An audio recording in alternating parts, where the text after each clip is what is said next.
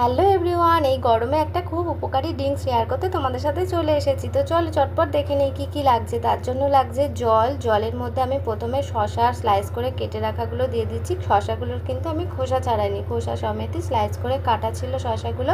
তারপর দিয়ে দিলাম লেবু, পাতিলেবু স্লাইস করে কাটা বেশ কয়েক টুকরো দিয়ে দিলাম। তারপর দিয়ে দেবো আমি গাজরগুলোও আমি স্লাইস করে কেটেছি, কিন্তু গাজরটা আমি হালকা করে খোসা ছাড়িয়ে নিয়েছিলাম।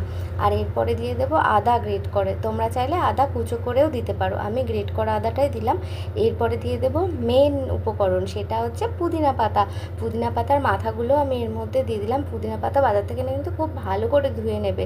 তারপর জলের মধ্যে দেওয়া হয়ে গেছে পুদিনা পাতার মাথা। এরপরে আমি দিয়ে দিচ্ছি পিঙ্ক সল্ট 1 চামচ মতন দিয়ে খুব ভালো করে নেড়ে চেড়ে এটা 1 ঘন্টার জন্য ঢাকা দিয়ে রেখে দেবো। আর 1 ঘন্টা পর থেকে এটা কিন্তু পান করার জন্য একদম রেডি। আর জল ঢেলে খাওয়ার পর এটার মধ্যে আবার জল মিশিয়ে রাখা যাবে।